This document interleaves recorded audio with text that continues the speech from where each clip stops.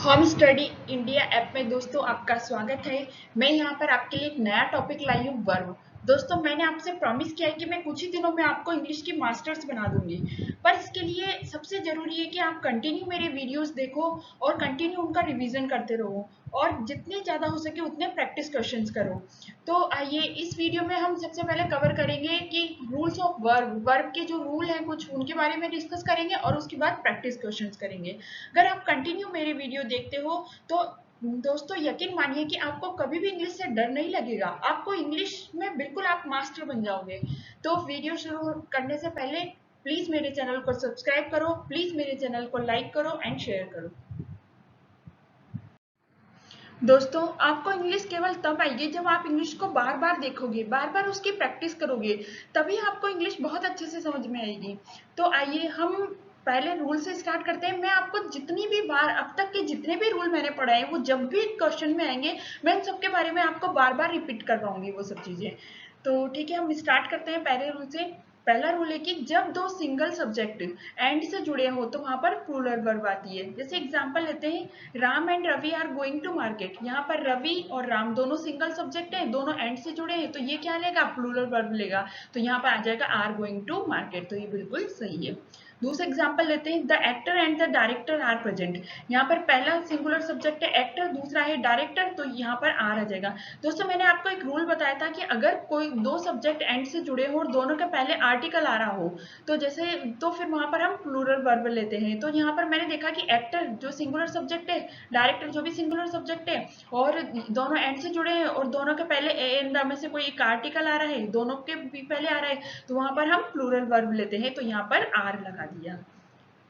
अगले रूल पे चलते हैं, यदि दो सब्जेक्ट एंड से जुड़े हो और एक ही पर्सन या थिंग को दर्शाते हो तो वहां पर हम सिंगुलर वर्ब लगाते हैं। जैसे एक एग्जांपल से समझते हैं, bread and butter is a good breakfast. यहाँ पर ब्रेड एंड बटर दो अलग अलग चीजें नहीं है, यहाँ ब्रेड एंड बटर एक, जो ब्रेड बटर जो है वो एक डिश के बारे में बताया गया है, तो वो एक ही चीज को दर्शा रहा है, इसलिए यहाँ पर सिंगुलर वर्ब आएगी, तो यहाँ पर इज आ जाएगा। उसी तरह जैसे दाल बाटी इज फेमस इन राजस्थान, तो दाल बाटी एक ही चीज को दर्शाता है, दाल बाटी, तो वहां पे भी दाल बाटी के साथ ई जाएगा, न कि आर आएगा। तो अगला एग्जांपल देते हैं, the actor and director is present. तो यहाँ पर जो मैंने आपको रूल बताया था कि दो सब्जेक्ट, सिंगुलर सब्जेक्ट एक्टर है, दूसरा डायरेक्टर है, अगर एक के पहले ए इन द आ रहा है और दूसरे के पहले नहीं आ रहा हो कुछ भी, तो वो एक ही पर्सन को दर्शाते हैं। तो ये द एक्टर और डायरेक्टर दोनों क्या है, एक ही पर्सन है, इसलिए यहाँ पर इज आ जाएगा। इसी तरह यहाँ पर द दोनों में आ रहा था, तो ये दोनों अलग अलग पर्सन को दर्शा रहे थे, इसलिए यहाँ पर आ रहेगा। दोस्तों आपको बार बार रूल्स रिपीट करने की जरूरत है, तभी ये रूल्स आपको याद होंगे, और जितनी भी बार क्वेश्चन में ये रूल्स आएंगे मैं आपको हर बार रिमाइंड कराती रहूंगी। लास्ट तक देखना, आपको सारे रूल्स बिल्कुल रट जाएंगे। अगला चलते हैं कि जब दो subject as well as, with, along with, together with, and not, in addition to, but, besides, rather than, except, accompanied by, like, unlike, इन सब से जुड़े हों तो फर्स्ट सब्जेक्ट के अनुसार ही वर्ब आती है। जैसे एग्जांपल लेते हैं, the principal as well as the teacher were working for the welfare of students. तो यहाँ पर एज वेल एज से जुड़े हुए हैं, पहला क्या है प्रिंसिपल, दूसरा क्या है द टीचर्स, द टीचर्स। तो यहाँ पर हमने देखा कि एज वेल एज से जुड़े हुए तो फर्स्ट पर्सन के अकॉर्डिंग वर्ब आएगी, तो फर्स्ट पर्सन क्या है, प्रिंसिपल, प्रिंसिपल क्या है सिंगुलर, तो जो वर्ब आएगी वो भी सिंगुलर ही आनी चाहिए।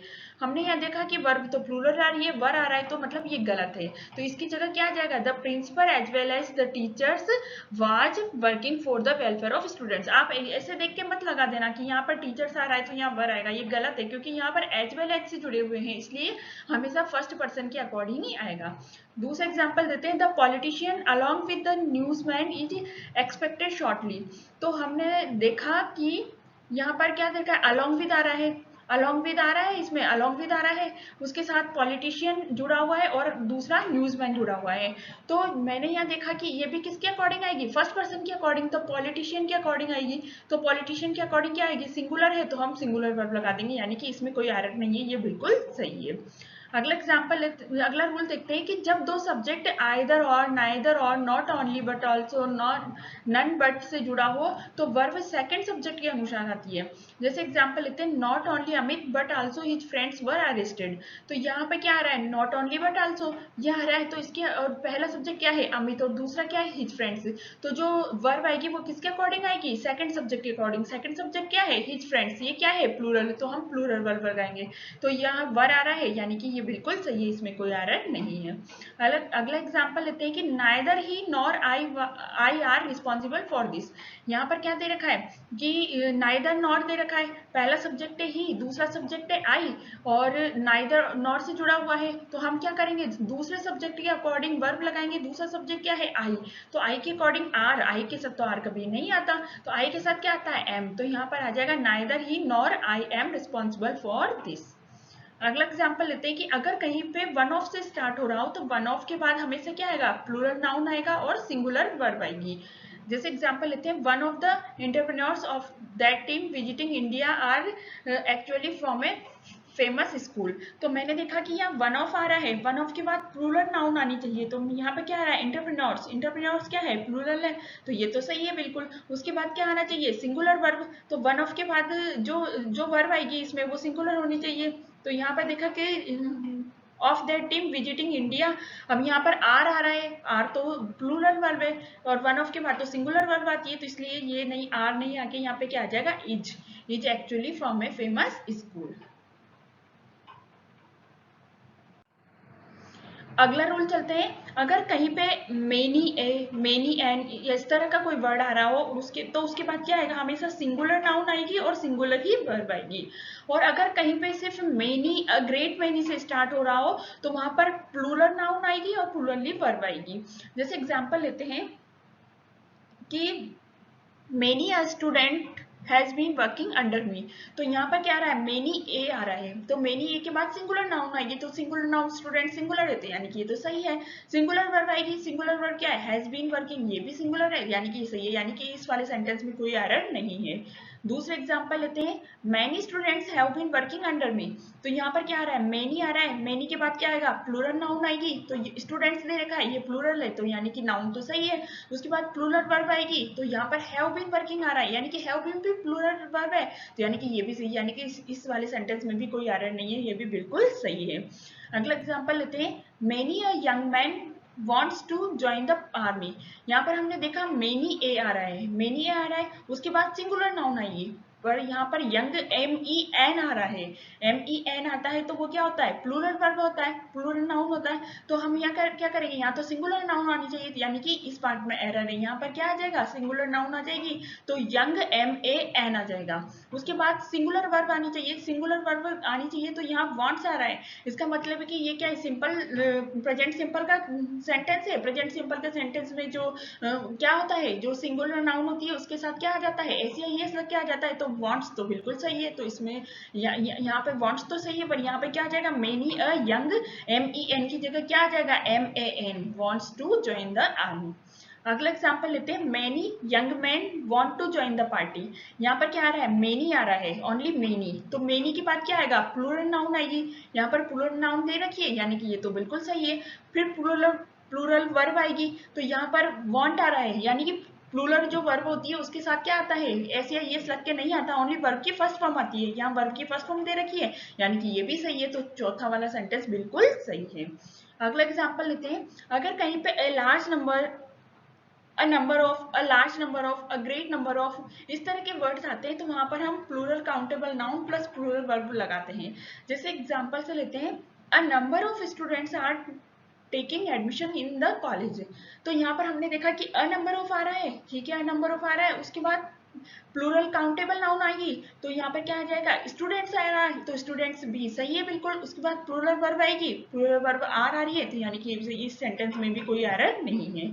अगला एग्जांपल देते हैं, अगर कहीं पे the large number of, the number of, the great number of आ रहा हो, तो उसके बाद प्लूरल काउंटेबल नाउन आएगी, पर यहाँ पर क्या आएगी, सिंगुलर वर्ब। तो हमने देखा कि एग्जाम्पल से समझते हैं, The number of people applying were so large that the college had to stop the issuing application forms. तो यहाँ देखा हमने the number of आ रहा है, ठीक है, the number of आ रहा है, तो इसके अकॉर्डिंग क्या आना चाहिए, प्लूरल काउंटेबल नाउन आनी चाहिए। तो यहाँ पर पीपल, ये तो प्लूरल काउंटेबल नाउन है, ठीक है, पीपल, तो पीपल का प्लूरल भी पीपल ही होता है, तो ठीक है, ये तो सही है। अब आगे देखते हैं सिंगुलर वर्ब आएगी, पर यहाँ पर क्या आ रहा है, वर आ रहा है, तो वर तो सिंगुलर वर्ब नहीं है, वर तो प्लूरल वर्ब है, तो इसको हटा के क्या आ जाएगा यहाँ पे, the number of people applying, applying was आ जाएगा यहाँ पे, so large that the college had to stop the issuing application forms, तो यहाँ पर अब was आ जाएगा। अगले रूल की तरफ चलते हैं कि अगर कहीं पे there is a new boy in this class today, ये इसको बोलते हैं लॉ ऑफ इन्वर्जन। मतलब कोई सेंटेंस अगर हियर या देयर से स्टार्ट हो रहा हो तो अगला एक और एग्जांपल देखते हैं कि there are some people who don't know English, तो यहाँ एक बार देयर के साथ इज आ रहा है, एक बार देयर के साथ आर आ रहा है, तो ये इनको क्या बोलते हैं, लॉ ऑफ इन्वर्जन। मतलब अगर देयर से या हियर से स्टार्ट हो रहा हो तो जो वर्ब आएगी वो किसके अकॉर्डिंग आएगी, उसके बाद वाले जो सब्जेक्ट होगा जस्ट उसके अकॉर्डिंग आएगी। यहाँ पर क्या है, अ न्यू बॉय क्या है, सिंगुलर, तो यहाँ पर सिंगुलर आ गई। यहाँ पे आ रहा है सम पीपल क्या है, प्लूरल फॉर्म है, तो यहाँ पर क्या आ जाएगा, आर आ गया। तो इसलिए देयर के साथ इज भी सही है, देयर के साथ आर भी सही है, इस वर्ड वो किसके अकॉर्डिंग आएगा, जो उसके नेक्स्ट वाला सब्जेक्ट होगा उसके अकॉर्डिंग। तो इसको क्या बोलते हैं, लॉ ऑफ इन्वर्जन। तो अगला रूल पे चलते हैं कि कुछ सब्जेक्ट जैसे each, every, everyone, everybody, everything, no one, nobody, nothing, anyone, anybody, anything, either, neither, इस तरह के जो वर्ड्स जिस तरह के जो आते हैं सब्जेक्ट के रूप में, अगर इस तरह के जो वर्ड्स आते हैं वो क्या लेते हैं, सिंगुलर वर्ब लेते हैं। जैसे एग्जाम्पल लेते हैं each one of them is ready to go with us. यहाँ पे इच आ रहा है, इच के बाद आ रहा है, इसके बाद हम क्या लेंगे, सिंगुलर वर्ब लेंगे। तो सिंगुलर वर्ब क्या आ रही है, इज आ रही है, तो ये बिल्कुल सही है। दोस्तों इसमें एक और रूल होता है कि अगर इन सब के बाद में ऑफ आ रहा हो तो ऑफ के बाद हमेशा प्लूरल नाउन आएगा, प्लूरल नाउन या प्रोनाउन जो भी आएगा वो प्लूरल आएगा, और साथ में उसके बाद जो सिंगुलर वर्ब आएगी। तो यहाँ पर इच के बाद ऑफ आ रहा है, ऑफ के बाद प्लूरल आ रहा है, यानी कि देम आ रहा है, उसके बाद इज आ रही है, सिंगुलर नाउन तो आएगी सही, सिंगुलर वर्ब तो आएगी सही, तो them is ready to go with us. अगला क्वेश्चन लेते हैं, each question dash equal marks. यहाँ पर ऑफ नहीं आ रहा, तो यहाँ पर जो नाउन या फिर प्रोनाउन आएगा वो क्या आएगा, सिंगुलर आएगा, तो हमने लिखेंगे इच क्वेश्चन। अब इसके बाद क्वेश्चन ही लिखेंगे, यहाँ पर क्वेश्चन आता तो वो गलत होता, इच क्वेश्चन, इसके बाद डैश आ रहा है, इक्वल मार्क्स, तो यहाँ पर क्या आता है, सिंगुलर वर्ब आएगा। सिंगुलर वर्ब क्या है, कैरी, तो यहाँ पर हमने देखा कि ईच क्वेश्चन ये क्या है, प्रेजेंट सिंपल का सेंटेंस है। प्रेजेंट सिंपल में क्या होता है, जो सिंगुलर वर्ब होती है, जो सिंगुलर नाउन होता है उसके अकॉर्डिंग वर्ब आती है। तो वर्ब में क्या होता है, वर्ब की फर्स्ट फॉर्म के साथ एस या ईएस लग के आता है। तो हमने देखा कैरी तो वर्ब की फर्स्ट फॉर्म में एस या ईएस नहीं लगा, तो ये गलत है।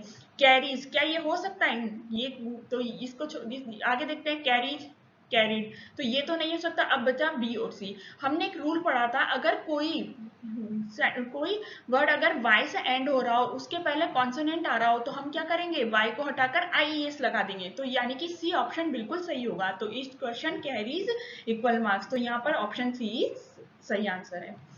अगले रूल की तरफ चलते हैं, और से स्टार्ट होने वाले, तो अगर कोई किसी सेंटेंस में और आ रहा हो तो वो क्या कहेगा, नियरेस्ट सब्जेक्ट को फॉलो करेगा। जैसे एग्जांपल लेते हैं, माय टीचर्स और माय फ्रेंड इज कमिंग।